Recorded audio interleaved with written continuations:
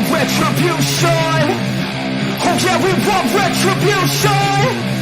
Oh yeah, we want retribution. Oh yeah, we want retribution. Yeah, we ran out of patience.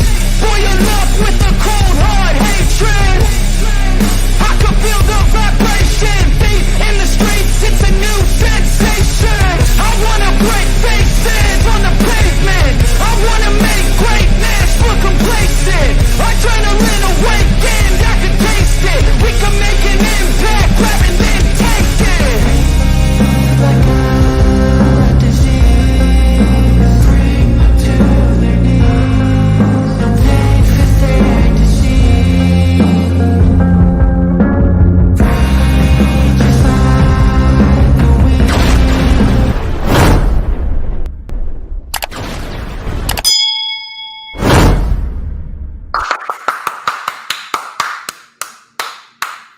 Ladies and gents, I am the one and only DJ Storms, and I would like to welcome each and every single one of you back here to a very special edition Thursday stream right here, streaming live across 4 different platforms, across a 1, 2, 3, 4, a 5, 6, 7, 8 different accounts. We are rocking, we are rolling, and we turning up on a Thursday. As of course, you already know who I am, Mr.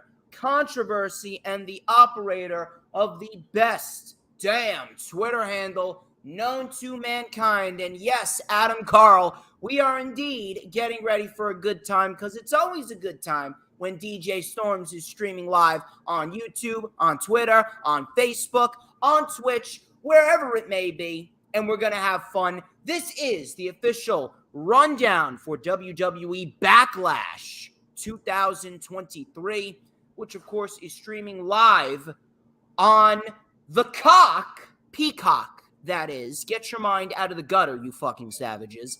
Peacock this Saturday at 8 p.m. Eastern Time from San Juan, Puerto Rico. And we certainly have a lot to get into.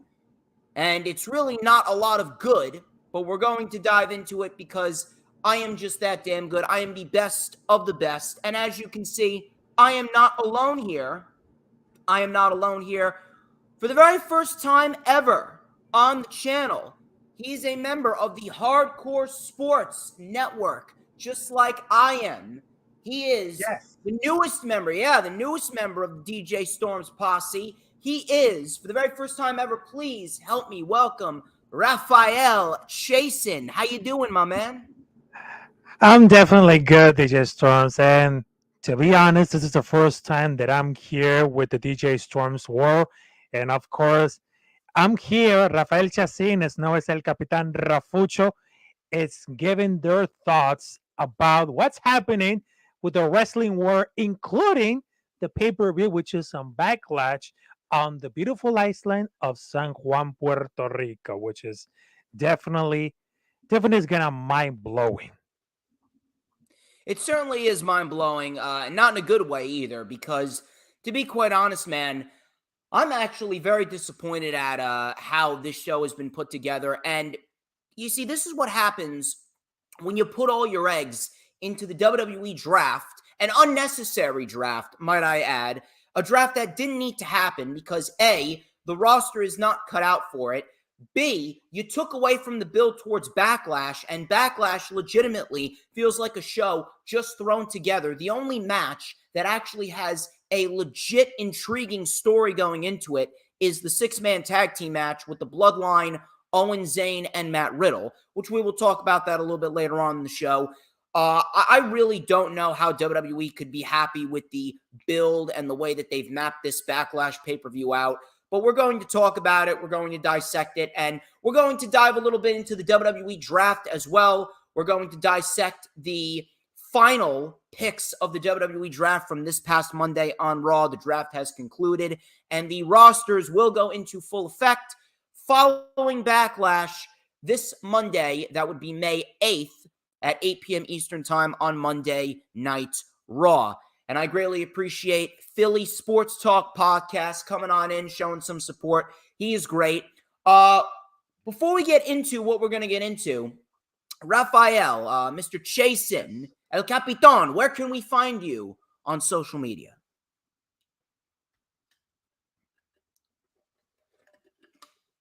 Okay, so about the WWE draft, I think for me that was really confusing. Oh, hold on. Wait, Oh, hold on. Where can we okay, find you hold on on. social media, bro? Well, you got to tell Oh, everyone.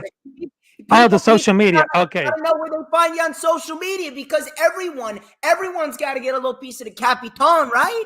Right? Oh, yes, exactly. All right. So you can find me on Twitter or Instagram as at Capitan Rafucho. And of course, I got a YouTube channel called Rafael Chacin, which they had 300 subscribers, almost to 500 subscribers. And I'm very proud to have like a channel to finally had any thoughts about my wrestling things because I was doing like some wrestling live actions for the ANEW, WWE Elimination Chamber, and of course for the Royal Rumble, and of course the most and the greatest stage of them all, WrestleMania, which I love to be like. What are the incredible communities that I just brought my live reactions on the night one, and of course for the night number 2. We have a lot of places where you can find Rafael on social media. And by the way, we're actually streaming live on Rafael's Twitter. So anyone's watching there, please follow Rafael on Twitter. Yep. You can find me on all platforms, social media, including Twitter and Instagram. You can find me at HistoryMakerDJS. That is at HistoryMakerDJS, both on Twitter and Instagram. You can add me on Facebook as well for collaborations and business inquiries. Please send me an email. My email is, of course, StormsTakeOver. That's right, StormsTakeover@gmail.com. Please make sure that you like the official DJ Storms business page, and I may just send you an invite to join the official DJ Storms posse group on Facebook. I believe Rafael is an exclusive member of that because only the elite members of the DJ Storms posse are on the DJ Storms Facebook group. Please make sure to like the stream wherever you're watching it from, whether it be on Twitch, Twitter, YouTube, or Facebook. We're also streaming live on my personal Facebook to get an even wider outreach. We're going to have a fun time. We're going to get a lot of people in here. Share the stream out as well. I see my number one mod, Didi, is also in the chat. Share the stream out on all platforms of social media, including Twitter, Instagram, Facebook, Pinterest, Tumblr, Snapchat, TikTok, whatever social media platforms that you may be using. Because everybody needs a little piece of DJ Storms in their life. And, of course, the Capitan, Rafael. A lot of people need us in their lives, okay? Of course, please, if you're watching on YouTube, please make sure that you subscribe, whether it be to my YouTube or the Hardcore Sports YouTube channel. We're this close to 600 subs for the Hardcore Sports YouTube channel. And me, we are over 2,100 subs and counting. Plenty more to come in the future. This is a busy month. Very, very busy month. So you are not going to want to miss a second of what I'm doing on YouTube. I will be live from 80s WrestleCon and the Rock and Wrestling Show in the Menon Arena this Saturday. This Saturday, I'll be there bright and early at 11 a.m. We have a lot of good stuff going down. We have a lot of legends appearing. And I may just do some remote interviews live from 80s WrestleCon, but I'm not telling you my guests. That's going to be a secret. But we got plenty of good material going down in the Menon Arena in Morristown, New Jersey this Saturday. Do not miss it. We're going to have Bret Hart there. We're going to have the Headbangers, the Powers of Pain. Fandango is going to be there. And Homicide is going to be there. A lot of great people are going to be there. Of course, when you hit the subscribe button, do not forget, hit that notifications bell with a huge coup de grace. That way you will know whenever I pop up on YouTube. Because whenever I pop up on YouTube, oh, baby, it is the best time to be on YouTube. You want to know why? Because it's the only time that you won't get to see this glorious sideburn shin strap combination and this beautiful mustache right here. You know, Earl Cole's favorite part of the show is coming up right now. You know what that is, Rafael? It's this comb right here. This magical comb. We're going to light it up right here on Twitter, Twitch, Facebook, and YouTube with a little and a dash of and a whole lot of because like a nice steak right off the grill, I am just so good. Everybody wants a piece of the StormsMeister. What's going on? Did we lose him? We lost Rafael. Well, what the hell happened? What the hell happened? We fucking lost him. Unbelievable. It's like the universe does not want us to do a fucking stream. What happened over here? Hold on. Let me text him.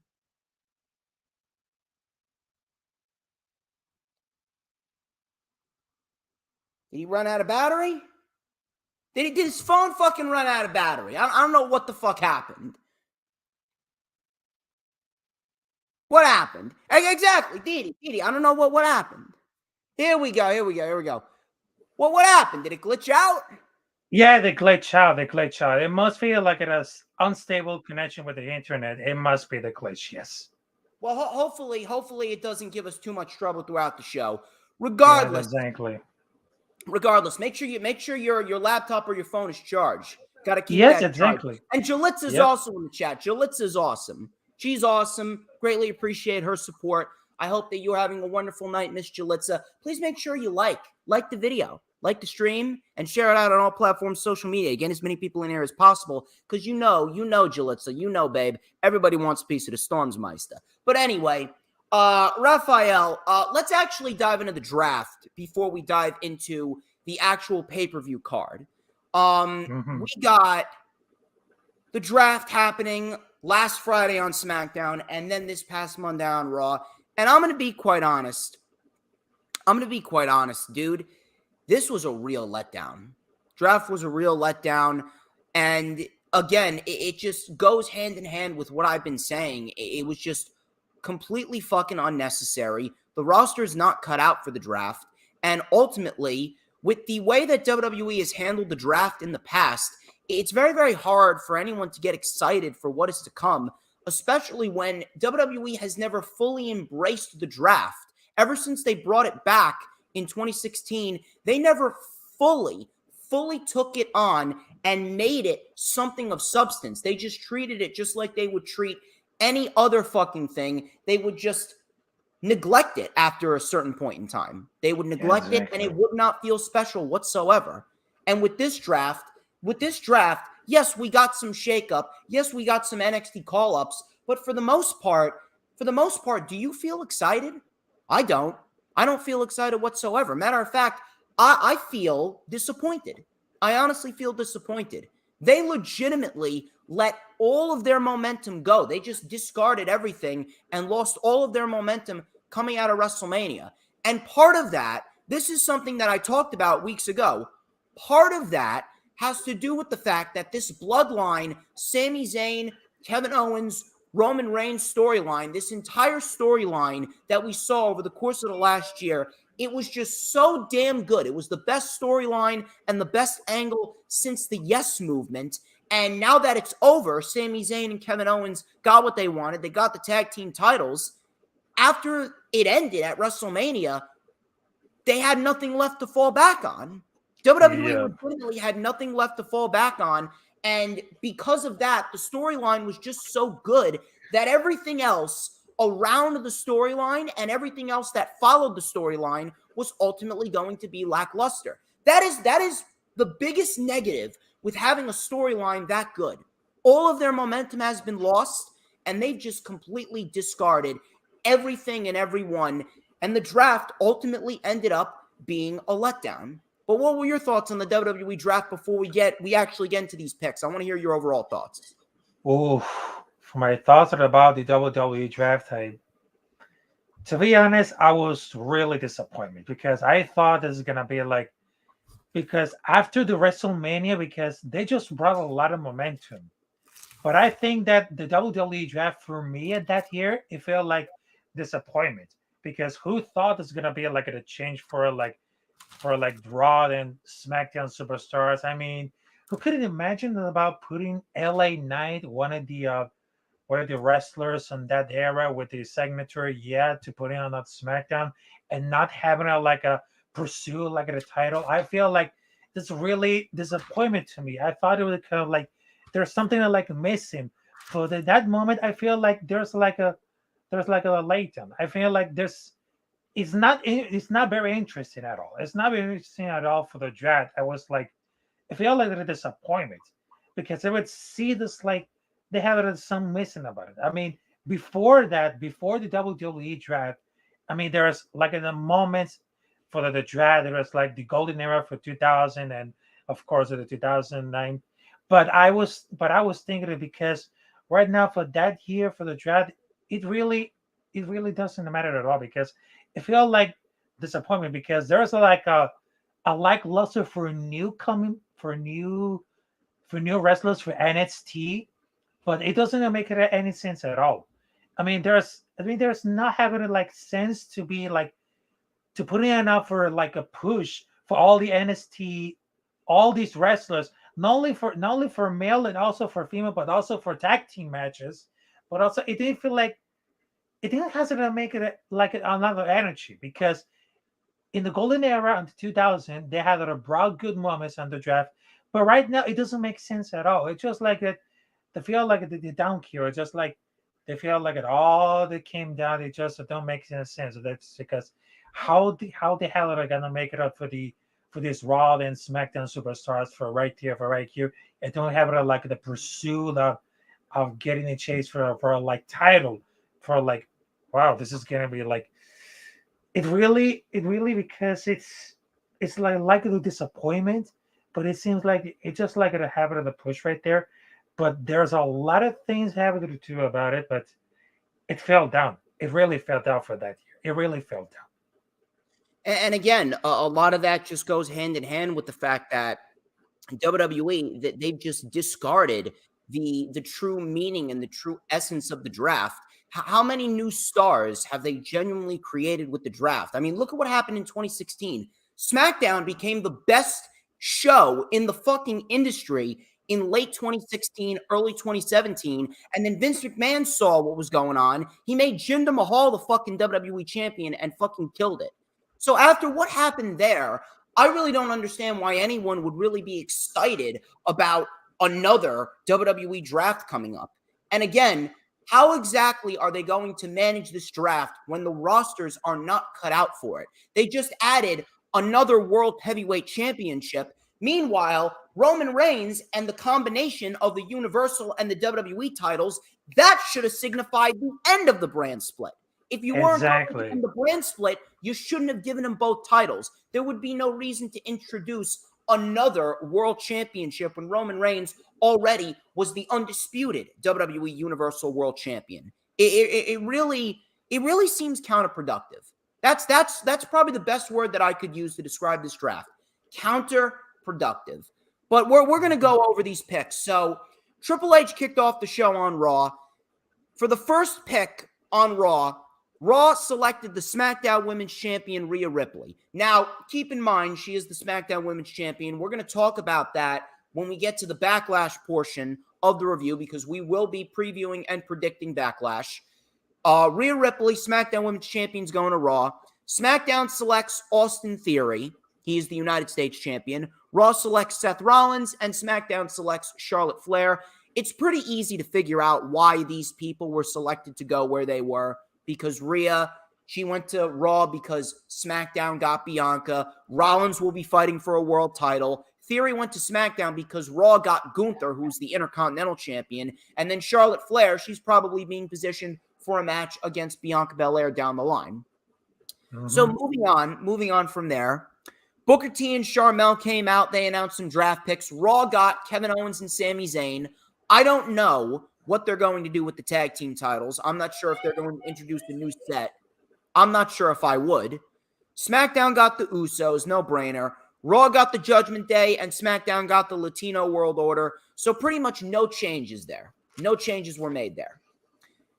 So then we get the third round. Raw selected Liv Morgan and Raquel Rodriguez, and they went to Raw. Here's what I'm hoping. I'm very much hoping that we are going to get a unification match between Alba Fire and Isla Dawn and Liv Morgan and Raquel Rodriguez, combine both sets of women's tag team titles, and then eradicate them. So Raw got Liv Morgan and Raquel. SmackDown got Asuka. Asuka, that's pretty much a no-brainer because, Charlotte's on SmackDown, Bianca's on SmackDown. The SmackDown women's division definitely needed help. Raw got the New Day. SmackDown got the Brawling Brutes. Now, here's what I believe. Now, I'm just going to throw this out there. I actually believe that SmackDown got the Brawling Brutes because I think that Triple H, he has a plan to create some new superstars in terms of the mid-card championships. And when we got the next round of the draft after this, I feel like Triple H is looking to set up the mid-card divisions as a mid-card division on each show with fresh new faces leading the charge. Because in the next round, we got Raw selecting Trish Stratus, SmackDown selected Karrion Kross, Raw selected Shayna Baszler and Ronda Rousey, and then SmackDown selected LA Knight. So if LA Knight's on SmackDown and Austin Theory's with the U.S. title on SmackDown, then you got Gunther on Raw with Bronson Reed on Monday Night Raw because Bronson Reed, he ended up going to Monday Night Raw in the 5th round of the draft on Monday. I don't know about you. Do I think that Sheamus is going to win the IC title at some point? Yes, I do. I think that Sheamus will win the IC title at some point. But I do believe that Triple H, he's looking to position Bronson Reed as the man to take the IC title off of Gunther, and LA Knight is going to win the U.S. title on SmackDown, and those two are going to be respectfully leading their divisions. That's what I see happening. So in the 5th round of the draft, Raw selected Strowman and Ricochet, SmackDown got Shotzi, Raw got Bronson Reed, and then SmackDown got Pretty Deadly. So it looks like that they're spreading out the tag teams evenly. The tag team division, well, to be quite honest with you, everyone kind of got spread out evenly. The mid-card, the main event scene, the women's division, everyone kind of got spread out across both brands evenly. No brand really trumps the other. They're kind of both on the same playing field. Then we got the final round of the draft. Raw selected the Alpha Academy. SmackDown got Rick Boogs. Raw got Katana Chance and Caden Carter, which I very much love. And SmackDown got Cameron Grimes, which I'm ecstatic about. Afterwards, on Raw Talk, we got some more draft picks. And let me see if I can pull them up right here. We got more draft picks. After Raw went off the air, Raw got Dana Brooke, Nikki Cross, and Johnny Gargano. Yeah, Johnny Gargano, he's not even drafted on the fucking show. How pathetic. SmackDown got Tamina. Raw got Los Lotharios, Akira Tozawa, Piper Niven, Xia Li, Tegan Knox, Emma, and Riddick Moss. Then we got Grayson Waller going to SmackDown, and I'm very much going to love that. Raw got Indus Sher and Odyssey Jones and Zion Quinn as well, which again, I really don't understand. Zion Quinn will make no impact. And Odyssey Jones, listen, I love Odyssey Jones, but he's not ready for the main roster. That's why some of these picks are just so fucking laughable. Like, how are you going to call up an Odyssey Jones, a Zion Quinn, or even a Von Wagner? Because Von Wagner was a free agent. How are you going to call up those guys over a Tyler Bate, a Dijak, a Wes Lee, and Ilya Dragunov? Those guys are ready. These guys, they're not fucking ready. So all in all, it just feels like a flat-out fucking disappointment. It honestly feels like nothing has truly changed, and we're going to have to wait till Backlash is over to actually get something of substance. But after all the picks that I just ran down, what are your thoughts on everything? I just realized because right now Bianca Belair going to SmackDown as the reigning Raw's Women's Champion. I mean, that is because right now I haven't got a lot of the changes right there. But I think for the WWE draft, they need to write the standard of the focus. But I really love the idea to put to the women's division like Raquel Rodriguez, Liv Morgan, and of course for NXT, Isla and Fire, which they had a great idea. But putting LA Knight on SmackDown, and because they got to steal the out of the show for the catching phrases.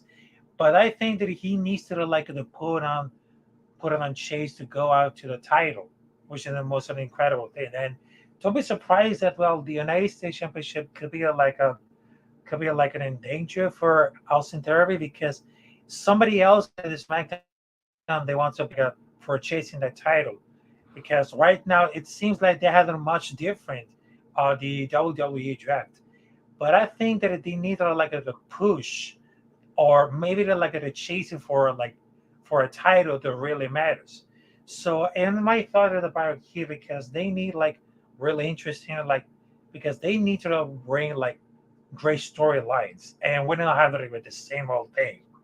And I thought it's gonna be like a good reason to bring some good storylines in both shows like Raw and SmackDown, and to not be stuck in the same one. But I think this is gonna be like really interesting to have it at the women wrestlings because they have it a bring the whole evolution. But in my thoughts, I think it should be interesting to have because there are some wrestlers who need like a push to be like chased for a one specific title. For example, for Intercontinental Champion of the United States Champion of the new title, and of course the Undisputed Champion, which Roman Reigns had to go for United Champion. And this is gonna be like it should be like a really shocker. It should be. It should be.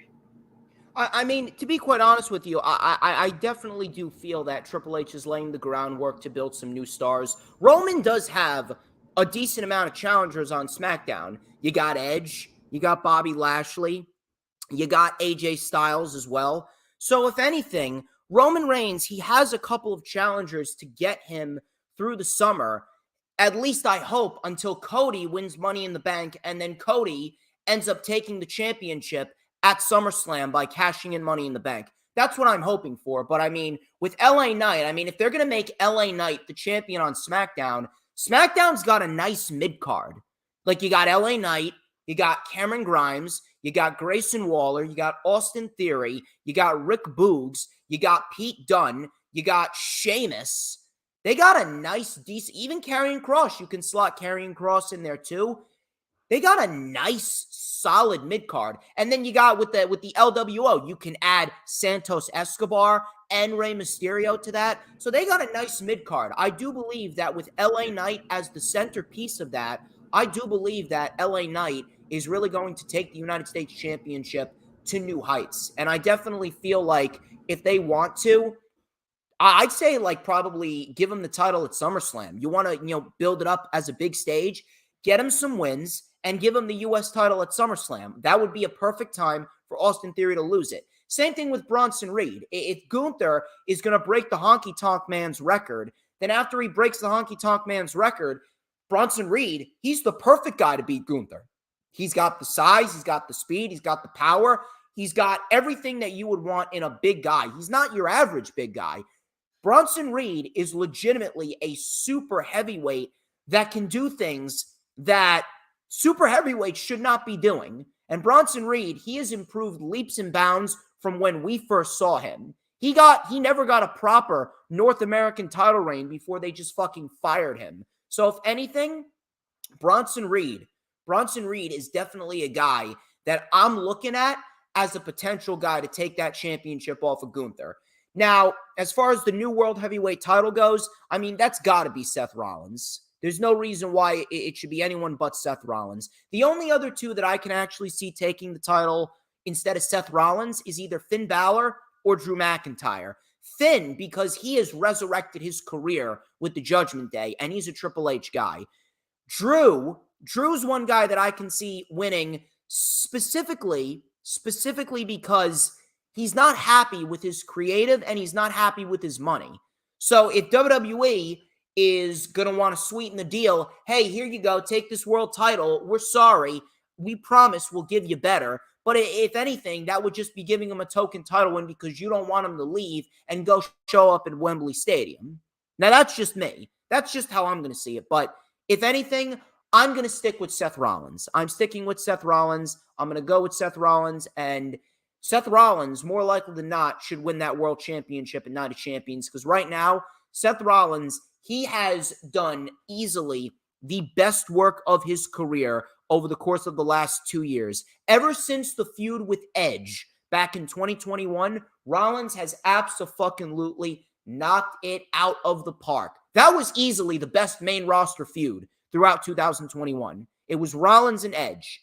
So I genuinely hope that Rollins is rewarded for all of his hard work. But I'm not really sure where else anyone in the draft is going to go. I mean, I'd like to hope that the NXT stars are going to get a decent amount of focus. I'm not sure if they're going to introduce new tag team titles. I wouldn't, but that's just me. But let me hear your final thoughts on the draft before we move into the Backlash card. I mean, in that case for Seth Rollins and Edge, I think they're kind of like very energetic because we just saw like what are these parts of Seth Rollins getting really energetic. And I mean, this is going to be like very interesting. And for the case of the Judgment Day going to Raw, I think this is going to be really tells it about the storyline in the house going to become because they got Damon Priest, Rhea Ripley, and of course Finn Balor and Dominic Mysterio, and to be verified about it because they're gonna brought a lot of energy, including for Seth Rollins. I mean, over the last matches, they brought a lot of tension when it comes to the ring. But I think this is one of the incredible wrestlers that we just saw for that decade, and of course for the last decade in the 2010.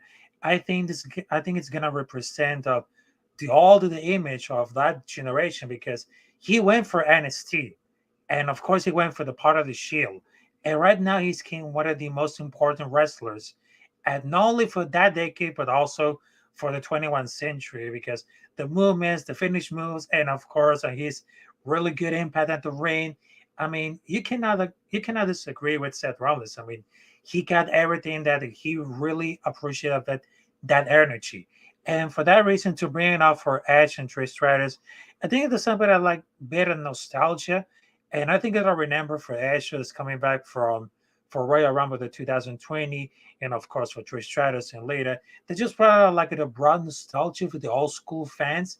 But it seems like they wanted something new, but they're gonna bring some all in different parts, not only from Raw and SmackDown, but also they just gonna bring like part of the history that they built it together. I mean, when it comes to Edge, I definitely feel like he's doing better work now than he did then. Trish Stratus, we can't really say the same thing. If anything, Trish Stratus was kind of a waste of a draft pick to me. But in terms of Edge, I definitely feel like he's got a lot left in him, and he's going to offer a lot on SmackDown. I'm not really sure who he's going to feud with, but I mean, for me, if you really want to make an immediate impact for an NXT superstar, I would throw Edge in there with Grayson Waller. I think that Edge and Grayson Waller could really do some really good television. And Grayson Waller, I mean, I've become a Grayson Waller fan week after week. I've grown into more of a Grayson Waller fan as time has gone on. The guy knows how to be a fucking prick. And that's what I like about him because he reminds me of myself. But when it comes to Grayson Waller, I really think that him going after Edge and Edge working with Grayson Waller, that's really going to help Grayson Waller take himself up into the realm of superstardom. That's going to make Grayson Waller feel more important than he already is. I think that Cameron Grimes, if you ask me, Cameron Grimes is going to be positioned as the guy to beat LA Knight when LA Knight ends up taking the U.S. title. Now, Rollins, I can't disagree with what you said about Rollins. It is a long time coming for Seth Rollins. He has transformed himself into easily one of the most important wrestlers of the 21st century, like you said. And he actually deserves a hell of a lot better than what he's getting on Saturday. Holy shit. But speaking of Saturday, we're going to dive into the Backlash card. There's 7 matches. Really no excitement coming out of any of them, but we're going to dissect them one by one. Let's start off with Rhea Ripley and Zelina Vega for the SmackDown Women's Championship. Really nothing of substance here other than the fact that Rhea Ripley is part of the Judgment Day. Zelina Vega is a part of the LWO, and both factions currently are feuding. So Zelina Vega's Puerto Rican. Rhea Ripley needs a title defense to get her through Backlash. Lo and behold, we get this match, and that's pretty much that. Now, could it end up being a decent match? You know what? Yeah. And I will give Zelina Vega credit. She has me blocked because she's a fucking bitch. But listen, at the end of the day, I will admit that Zelina Vega has gotten better. Zelina Vega has gotten a lot better in the ring. Zelina Vega, at one point, I was calling her the Spanish Alexa Bliss. I could not stand Zelina Vega in the ring. But you know what? She worked. She got better. And here she is. And she's doing a lot better than she was before. Now she's with the LWO. And she's fucking kicking ass. So I appreciate that. I respect Zelina Vega for working on her craft. But at the end of the day, I think that we can all agree Rhea Ripley is not losing the SmackDown Women's Championship. There's no reason for her to lose the SmackDown Women's Championship. She just beat Charlotte Flair. You're going to have her fucking lose it? Shout out to Earl Cole, by the way, who's in the chat. Shout out to Earl Cole, who's in the chat. Earl Cole is great. Earl Cole, you missed the fucking comb. You missed the comb, man. What are you doing? You slacking, Earl. You're slacking. You fucking missed the comb. But shout out to Earl Cole. He's doing his thing with the Wrestling Experience, which, by the way, I will be on the Wrestling Experience next Thursday at 7:30 p.m. Eastern Time, and this Sunday at 2 p.m. Eastern Time, or 2:30, I believe. 2:30 p.m. Eastern Time. This Sunday, Earl Cole's coming on my channel for the Rewind for Backlash. So it should be a fun time. Should be a very fun time. I can't wait for it. Thank you very much, Earl, for the support. But Rafael, Mr. Capitan, I'm going to throw it over to you. I want you to give me your analytical dissection and prediction on this match. Who's winning? I'm assuming I know your pick, but either way, give me your analytical dissection on Rhea Ripley and Zelina Vega. Oh, between Rhea Ripley versus Zelina Vega, I mean, man, for that moment of Rhea Ripley, she's from Australia and she's doing it all. And of course, there's a fun fact. Both women wrestlings, they are beginning at the NXT, which I agree. And of course, for Rhea Ripley, she has been done it all because she became like the NXT UK champion, NXT champion. Also, she went to the Raw Women's Champion, Tag Team Champion, and even SmackDown Champion. I mean, you cannot be Rhea Ripley because she's done it, and she's a badass woman. I think because she has a really good moments, and they had the ability to force anything. And for that part of Zelina Vega, I think she was improving. She was improving because at the first time I was really confused at all. But she was the king for the Latin World Order with Santos Escobar, which is El Fantasma, Rey Mysterio. I think she was like the part to improvement. And she would like to work at a little bit better. And I think she had the opportunity to make it to the big one. I mean, this is going to be like to make it or break it. I mean, I give it thoughts for Rhea Ripley because she has done it at all. Because you cannot be Rhea Ripley because she's like a strong woman who can beat you up. You cannot like simulate the match between Rhea Ripley because she gonna knock you down. I mean, she's been in like one of the work horses that we looking at the NXT, and look what she done. She made her like in the main event for WrestleMania as the SmackDown Women's Champion.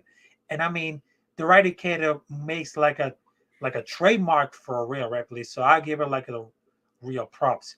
But in my point, I think that Rhea Ripley is gonna win against Zelina Vega. But in my point, the Eradicator should be retained for the championship. But I think it's gonna be like really the game changer. But I think it's gonna be like really decent match, and I'll give props about that. Yeah, there's no reason to be beating Rhea Ripley whatsoever, especially after she just won the championship.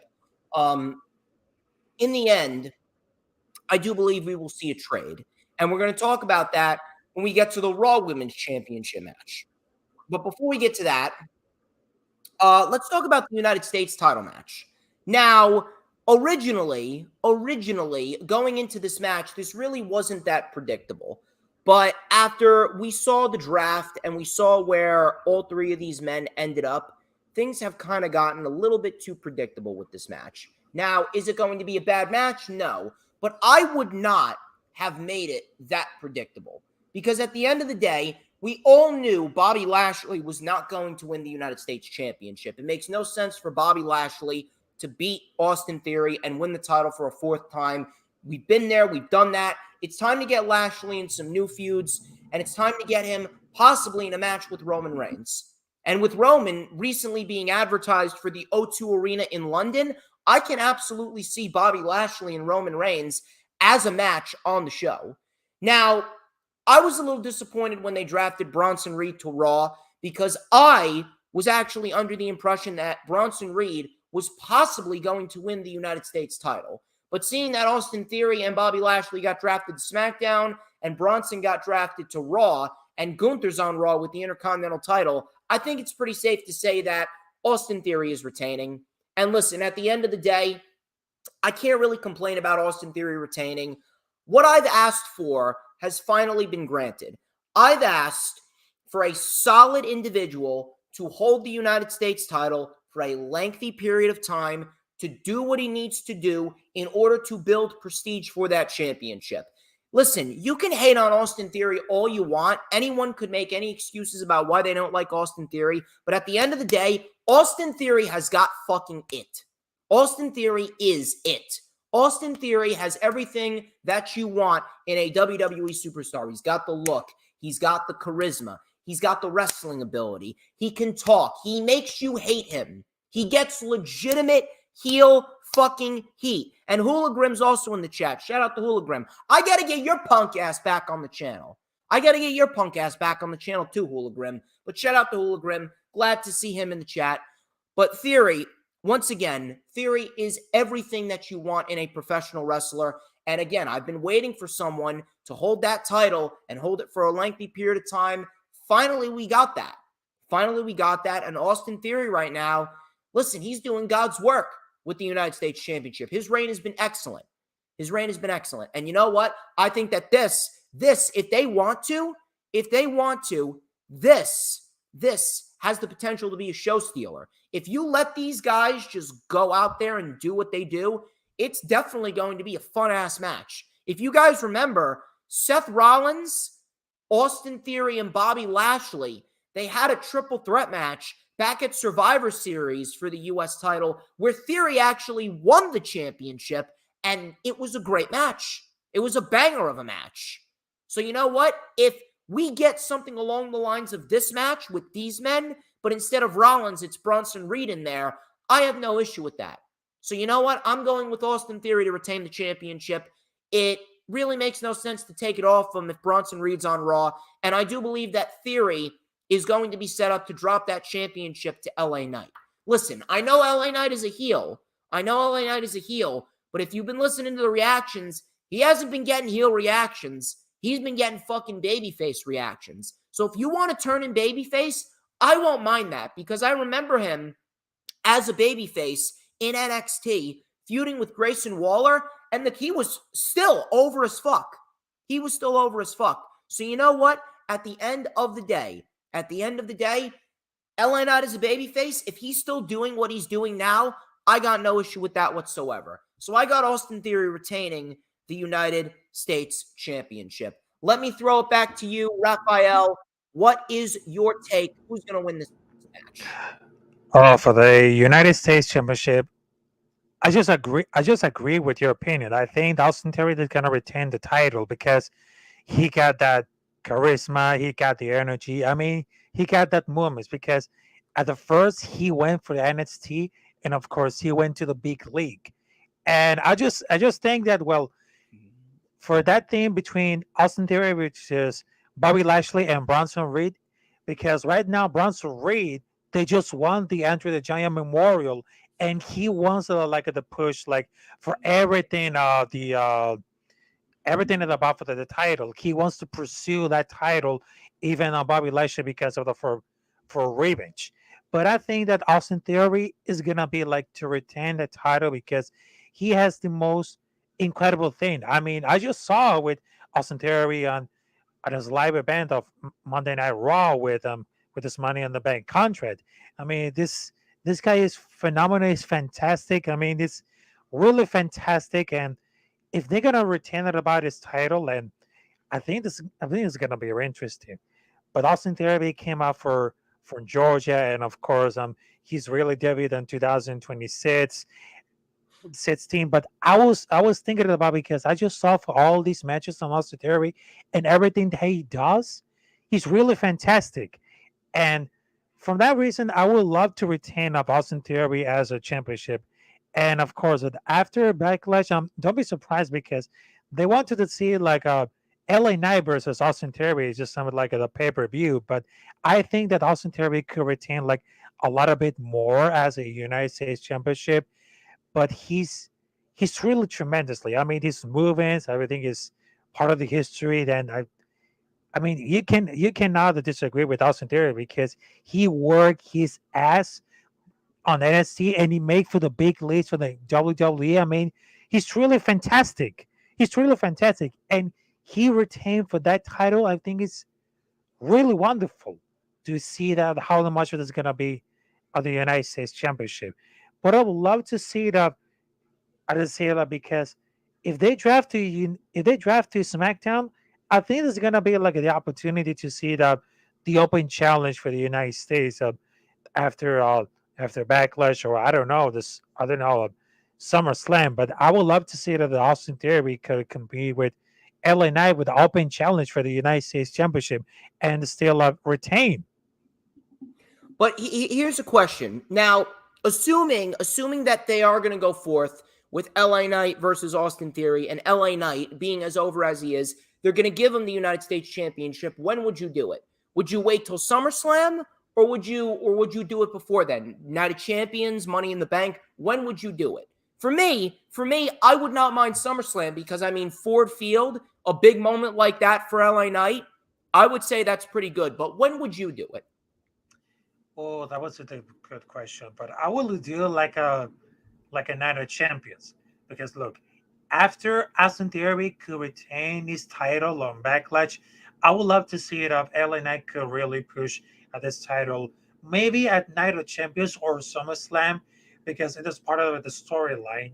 And of course, LA Knight, he want to be like the pursuit of title, and of course, his catchphrase is gonna be like anything could happen like this. Because if Austin Theory creates a like idea for an open challenge for United States Challenge, just like they did on John Cena in 2015, and of course they got brought Sami Zayn and of course Kevin Owens for NXT. It will mind you like kind of the open challenge for United States Championship. But I would love to see that between LA Knight versus Austin Theory, maybe a Night of Champions or SummerSlam. That could be like both pay-per-views could be like really fitting. But yes.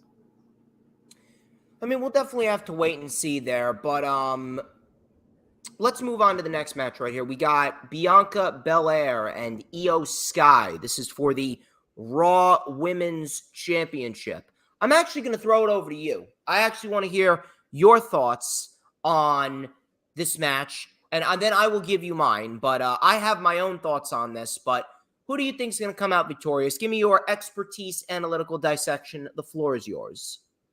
Oh, for that match between Io Sky, I mean that this could be happening like this, because she won a triple threat match to become the number one contender. But I think it is gonna be like this should be win. But I think because after they just draft to, I think we just draft to SmackDown. I think this is gonna be like really interesting. It should be win. Should be win. But in my thoughts, I should be like Io Sky should win the title, because I think they were rating Bianca Belair because after she was drafted to SmackDown. But I think they have a lot of opportunity to see Io Sky, the Io Sky between the Bailey and the Dakota Sky. But in my thoughts, she won for it to be like a number one contender to win to earn the title. But I think they have the opportunity to win to see Io Sky to win the title. So in my thoughts, I would probably to see the Io Sky to win the title. It might be shocking. Yeah, I would definitely put Io Sky over here. I really was kind of a little disappointed that Io Sky is in this position and she actually got traded to SmackDown, even though the SmackDown women's division is actually very, very good. but I am rather disappointed that Asuka did not beat Bianca Belair at WrestleMania. That absolutely was the wrong outcome. Bianca Belair is great. Bianca's awesome, but it's come to that time. It really has come to that time. There really is nothing more for Bianca Belair to do. There's nothing more for her to do. There's nowhere left for her to go. And if she beats Io, what is she going to do? Fucking swap the titles? She's going to fucking swap the titles with Rhea Ripley? I can't fucking stand that shit. If anything, no matter who wins here, I would still do a trade. I would do a trade back and forth with Bianca Belair and Rhea Ripley. Because if Rhea Ripley is retaining the title. No reason why Rhea Ripley should be losing the title. So if Rhea retains and whoever wins here, a trade should be made. There should not be any fucking title swapping. That shit right there is probably one of the worst things that has ever been fucking created when it comes to the WWE. That is one of the worst things in wrestling that I've ever fucking seen. So if you're asking me, no matter who wins, trade him. But I would personally love to see Io. I think it's time that Io really breaks out of the Damage Control shell. Listen, I love Triple H and I love what he's done, but Damage Control easily has been his biggest failure as the chief content officer. And now with Vince McMahon back, I mean, things are only going to get worse. Damage Control was a failure legitimately within a month and a half because they were used to put over Bianca Belair. Bianca, listen, I love Bianca, but there's no reason why she needed to be Raw Women's Champion for a year. If you were going to bring in Bayley, Dakota, and Io Sky in the manner that you did, Damage Control should have been running Monday Night Raw as champions. Damage Control should have been running Monday Night Raw as champions, plain and simple. There should have been no fucking debate there. No fucking debate whatsoever. Bayley should realistically be Raw Women's Champion right now. And then, after that, then you could have built towards a Bayley versus an Io Sky. Maybe a Bayley versus an Asuka. We've seen that numerous amounts of times, but at the end of the day, it still would have been a WrestleMania quality match. Bianca Belair did not need to be Raw Women's Champion for a year, especially considering it is very, very hard to keep someone that fresh. I don't know what happened, but WWE has really taken Bianca Belair and just ran her into the ground as a babyface. And that's not because Bianca's a bad babyface. It's because they booked her terribly. They booked her very, very piss poor. WWE does not know how to keep babyfaces fresh. They don't know how to keep babyfaces exciting. So at the end of the day, Io Sky winning the championship and giving her a big moment, trading her to Raw, letting her run Raw while Rhea Ripley goes to SmackDown. And then on SmackDown, Rhea's got some nice competition. Rhea's got Bianca, Charlotte, Asuka. Bianca, she also has Bayley, and she has Dakota Kai, and we could possibly get her versus an Isla Dawn or an Alba Fire.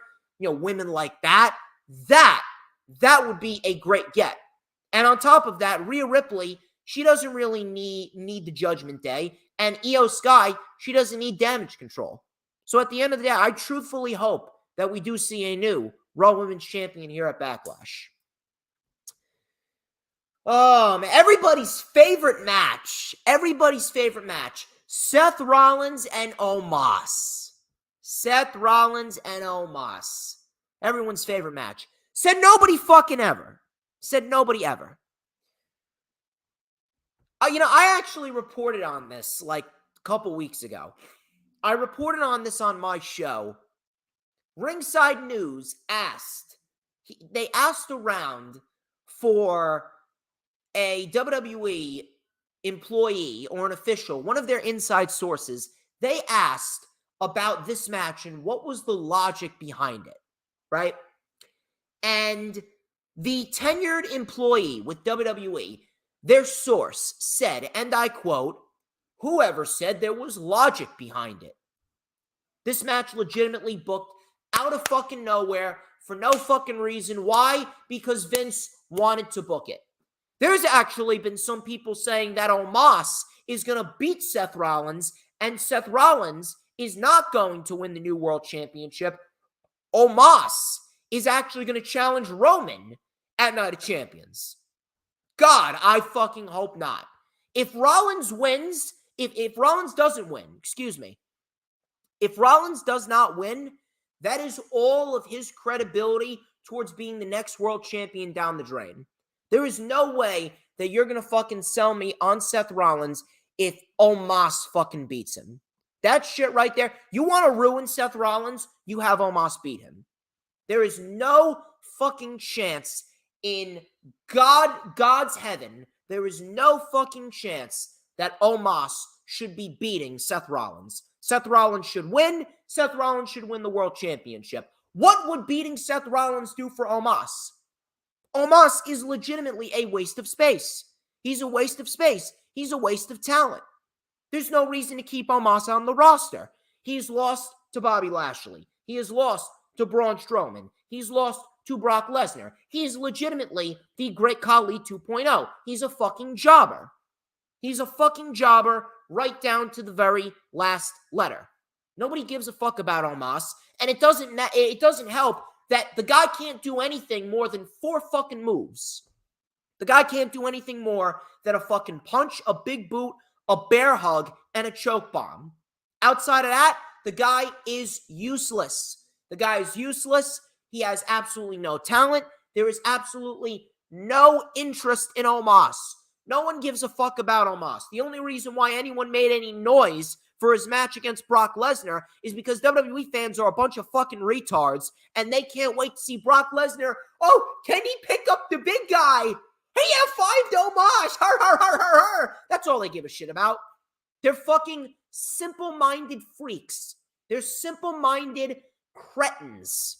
Legitimately, right down to the very last letter. I swear to God, if Omos beats Rollins, I don't even want to fucking see Seth Rollins as world champion. I don't. I really don't.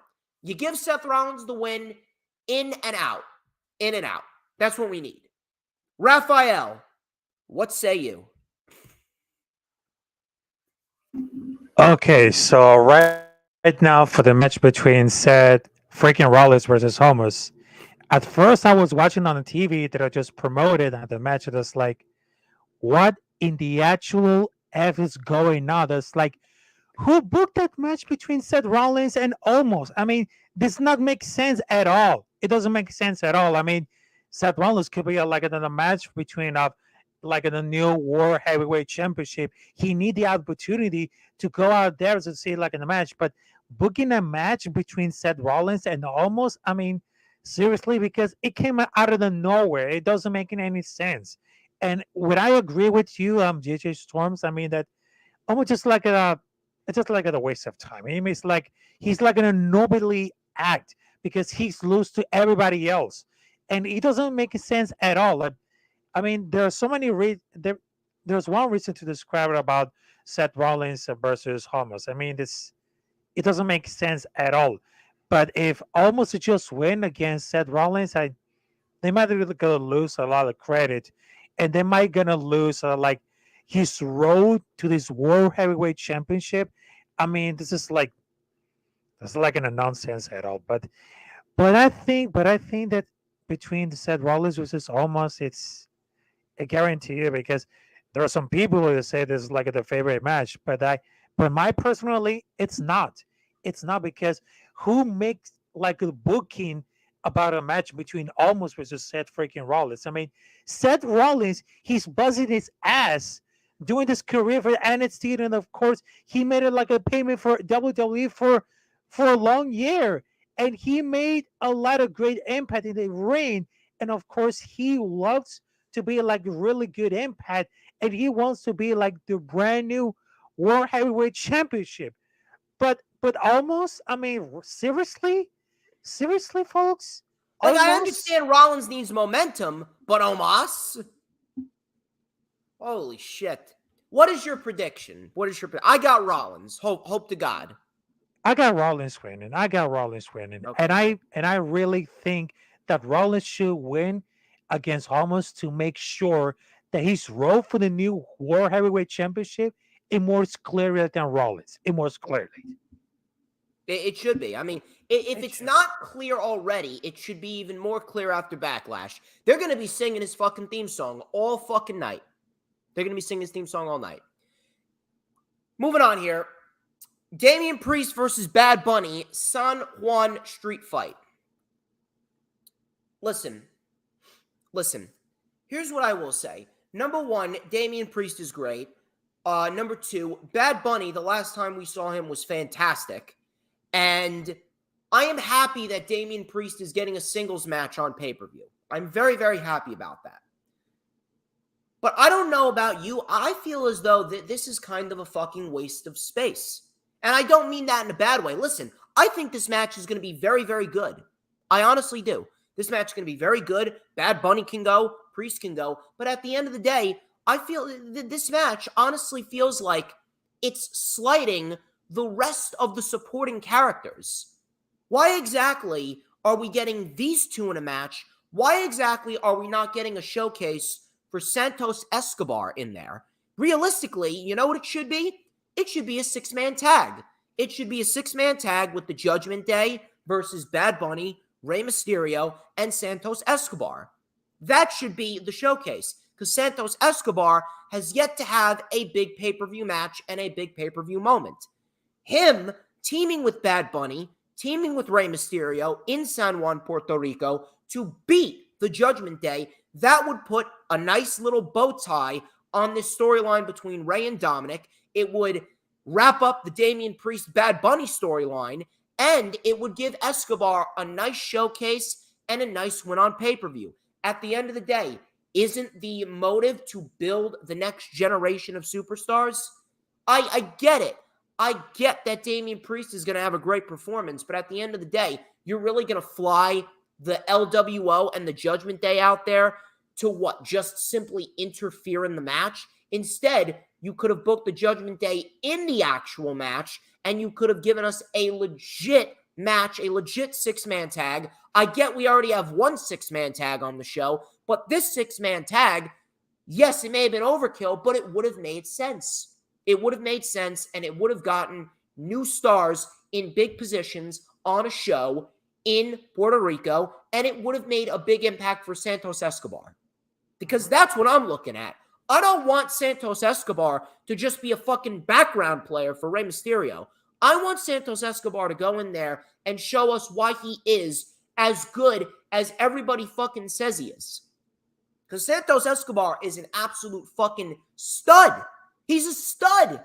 And he should be in a lot bigger of a position than he is right now. Now, I'd like to hope that he's going to be in the hunt for the U.S. title. I think Santos Escobar and Austin Theory could be a great program, but I really, really, really wish that they would have capitalized on the storyline with the supporting characters as well, and they would have included Santos, Rey, and the Judgment Day in here too. However, is the match going to be bad? No. Matter of fact, I think this match is going to be fun as fuck. San Juan street fight, Bad Bunny. Listen, we all know that he's not afraid to go in there and wrestle. Damian Priest has always been great. He's always been great. You want to have him go in there and fucking tear the house down? Go right ahead. The unfortunate part about this is I honestly believe Bad Bunny is winning. Bad Bunny's going to win, and then he's going to go and do whatever the hell Bad Bunny does. That's pretty much going to be it. Bad Bunny, I really don't see him losing. It's San Juan, Puerto Rico, his hometown. He's the host of Backlash. Why would he lose? Let me hear it, Raf. Oh man, between the match between Bad Bunny versus Damian Priest, first, it's the hometown San Juan because it happened because the last time that the WWE pay-per-view is hosted in Puerto Rico, it was the New Year's Revolution. It was January 2005 when it comes to the Bacon World Heavyweight Champion, when they have Batista, Triple H, and all these wrestlers.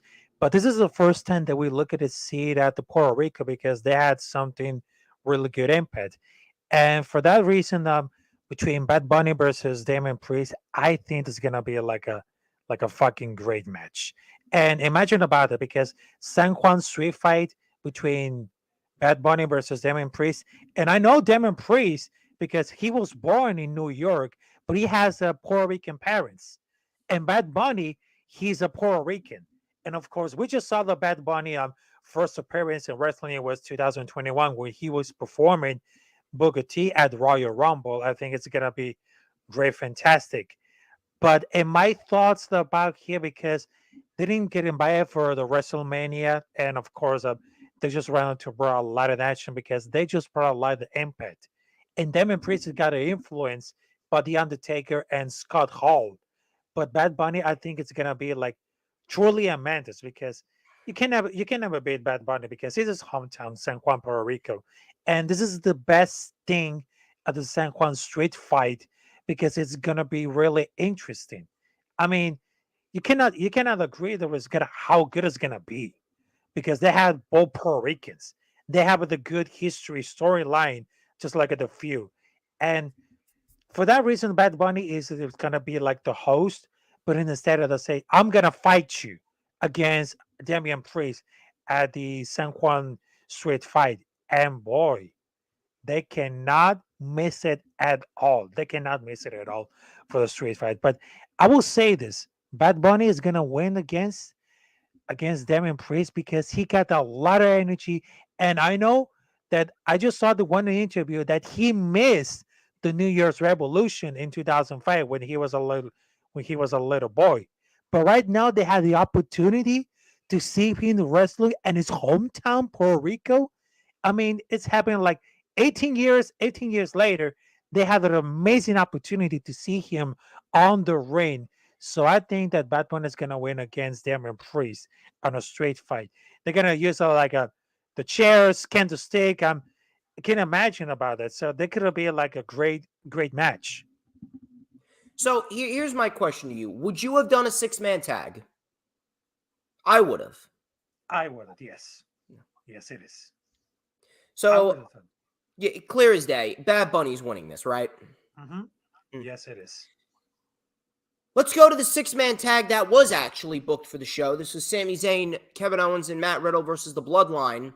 This, realistically, is the only match with genuine, intriguing story behind it. Now, I pointed this out leading up to Backlash. If you guys have noticed, the Bloodline, up until last Friday, the Bloodline have been booked extremely strong. The Bloodline have been booked extremely strong, and up until last Friday, they have not been booked to lose, but they lost last Friday. Last Friday was a big fucking match. It was a big match. Roman Reigns is not going to be happy. Now, here's something that is going to be rather interesting. The one thing on everyone's mind is how exactly is Roman Reigns going to lose the title? Clearly, he's going to lose the title at the hands of the Bloodline.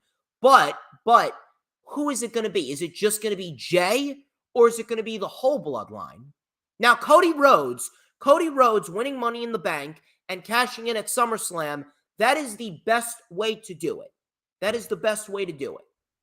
Now, how exactly is Cody going to win the title? Is it just going to be Jay? Or is Roman going to have beef with the entire Bloodline? Because right now he just has beef with the Usos. And he's going to go straight for Jay. Because Jay, if you remember, Jay was the one that started this all. Jay was the one that really brought out the tribal chief. The Bloodline is now faced with a second big match. A second big match over the course of 8 days. They already lost, did the Usos. They already lost to Kevin Owens and Sami Zayn twice. Roman has no beef with Solo. Solo's been doing everything that he's been asked. Solo's been doing God's work. Guys, he's like right underneath Roman. If you ask me, I've been saying this for months. Solo, to me, is the best one out of the entire Bloodline. Roman Reigns is actually the weakest in his own faction. Solo, if I'm going to pick a number one in the Bloodline, I got Solo. Solo's done nothing to piss Roman off. But what if Solo ends up being the one to lose this match? I don't know. There's two ways that I see this happening. First of all, I don't see the Bloodline winning. I don't. This match to me is going to be another layer in the storyline in which the Bloodline is crumbling. The Bloodline is crumbling before everybody's eyes, and this will be another layer to it by having the Bloodline lose this match. I really don't. I can't see. I can't see the Bloodline winning. There's no reason for them to win. The story here is how much longer will Roman Reigns put up with the Bloodline losing and the Bloodline disappointing him before he snaps. Plus, we didn't see what Solo did. We didn't see what Solo did last Friday because Matt Riddle stopped him. Now, could Solo take the pin here and Roman now has beef with Solo? Yes. However, I think this is going to go this is going to go the second way. And the second way, the latter way, would be one of the Usos is going to get pinned. One of the Usos is going to get pinned, and this is going to be the night where Solo takes the Samoan spike and he fucking spikes Roman Reigns, and he spikes he doesn't spike Roman. He spikes Jimmy and Jay. Excuse me. He's going to spike Jimmy and he's going to spike Jay because the Usos are going to lose this match for the Bloodline, and the baby faces, they're going to go away. Solo is going to spike the Usos. Solo's going to spike the Usos, and now the Usos are going to have to go on a crusade to get their brother back from Roman. And I do believe that in the end, at SummerSlam, the Usos and Solo are going to end up taking out Roman, and Roman's going to lose to Cody because of the Bloodline. I do believe that at SummerSlam, the Usos are finally going to break their brother, and they're finally going to break through that wall that Roman Reigns has put in front of Solo, and they're finally going to get through to Solo. I think that at SummerSlam, we're going to see the Usos double super kick and splash Roman, and then finally, Solo is going to fucking man up, and he's going to fucking spike Roman, allowing Cody to win the championship. So I do believe that the Bloodline are going to lose this match, and Solo, after the match, he's spiking both Jimmy and Jay. And then the Usos will go on a quest to free their brother from the manipulation of Roman Reigns. That is what I sense is the next chapter to this storyline. Rafael, let me hear you. Okay, for that match between Sami Zayn, Matt Riddle, Kevin Owens versus the Bloodline, which is the Usos and Solo Sikoa, I really like it because after that I was watching the WrestleMania for the tag team match between Sami Zayn, Kevin Owens versus the Usos. I think because right now the Bloodline is really crushing because of after the Usos just lost the titles, and of course they had something that's mildly shocking. But I think it is not going to be the opportunity because Jimmy can really involve too. But he has to come to the down to cost Roman if they comes to the down for that. But it could be like it definitely had the hell of the story.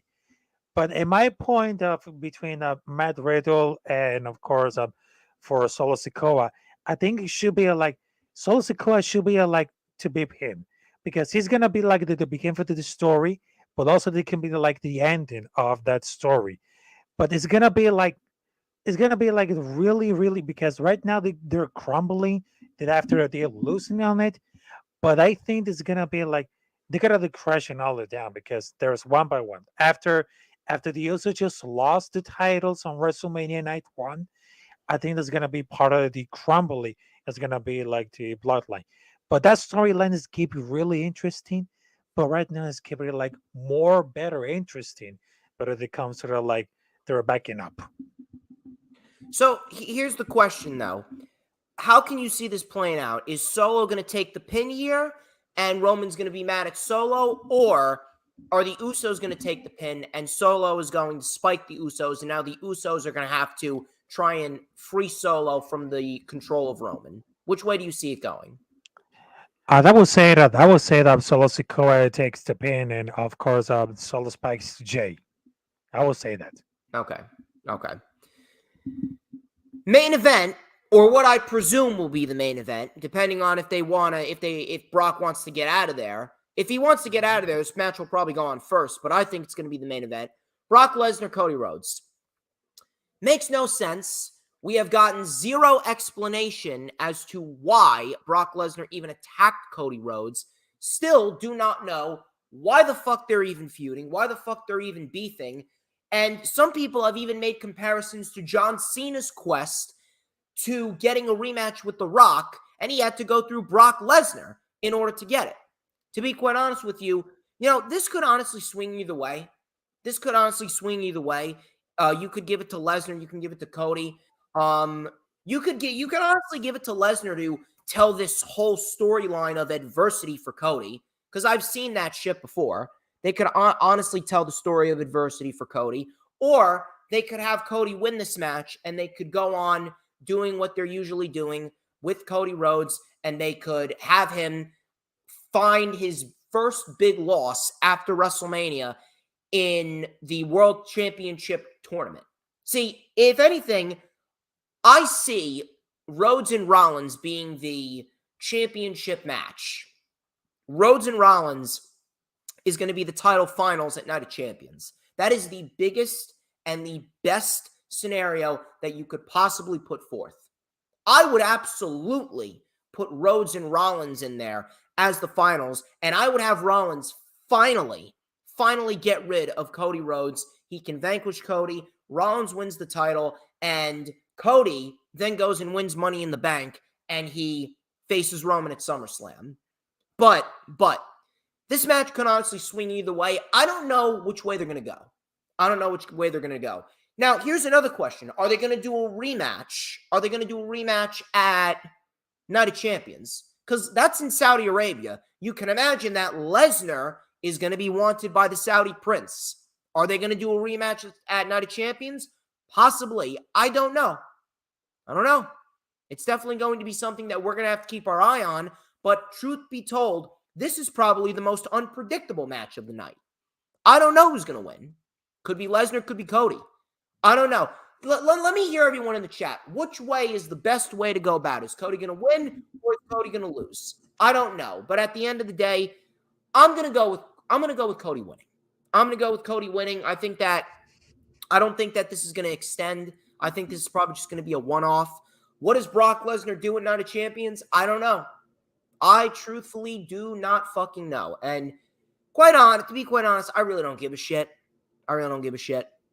I mean, yeah. I would put him against Karrion Kross. I would put Lesnar against Karrion Kross, and I would have Karrion Kross beat Lesnar to give Karrion Kross some credibility.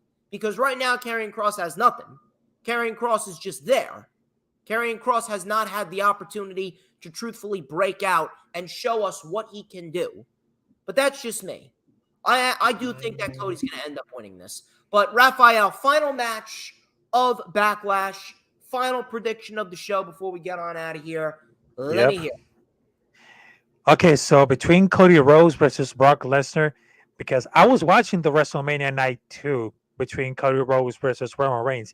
It kind of like the special for Deja Vu for WrestleMania when The Rock just beat John Cena. And then for Raw after Mania, they got to salute to Brock Lesnar. They came for the God for the Beast.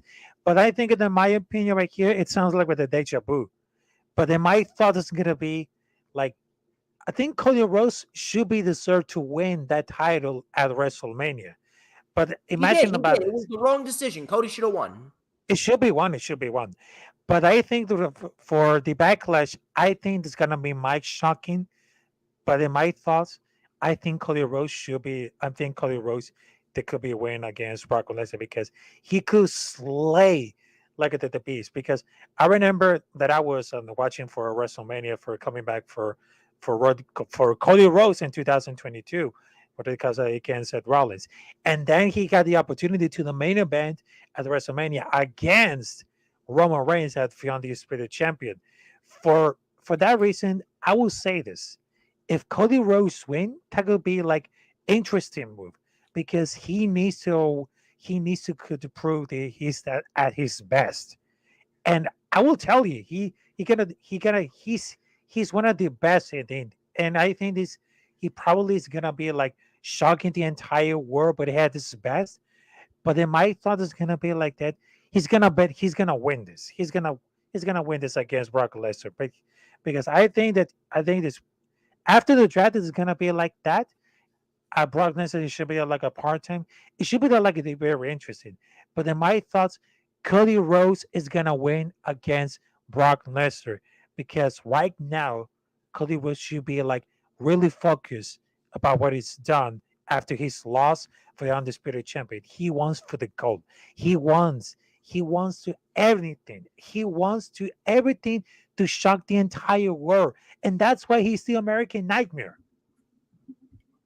It seems pretty obvious that Cody should be winning. I wouldn't be shocked if Brock Lesnar wins, though. That's definitely something that we're going to find out in just a couple days. But I will not be tweeting live for Backlash because, again, I will be at WrestleCon, 80s WrestleCon on Saturday throughout the entire day. But as far as tonight goes, that wraps up this edition of The Rundown. I would like to thank each and every single one of you who tuned into the video. Thank you, Earl, Jeff, Hooligrim, DD, Adam, Carl, plenty more. You guys are fantastic. And we got a decent stream, solid crowd here on a Thursday night. I realize that Thursdays are not really my day. Saturdays are my day. But at the end of the day, we got a nice solid stream. Thank you all for joining. And once again, thank you to Rafael Chacin, El Capitan. Thank you very much for coming on in and talking WWE Backlash with me. It was a pleasure. Hope to have you on in the near future. One more time, man, where can everybody find you on social media?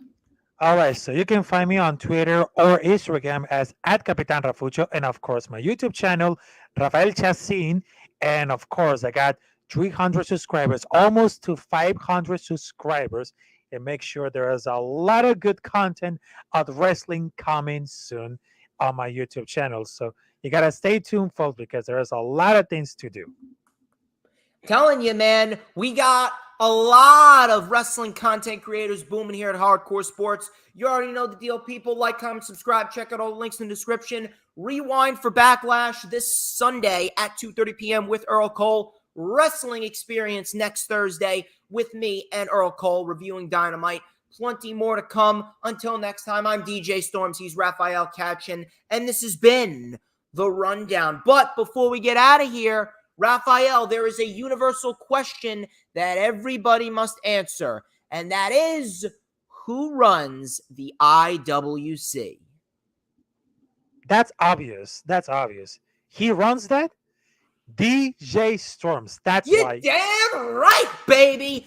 Who but DJ motherfucking Storms? And don't you forget it. Cause we want retribution. Oh yeah, we want retribution. Oh yeah, we want retribution.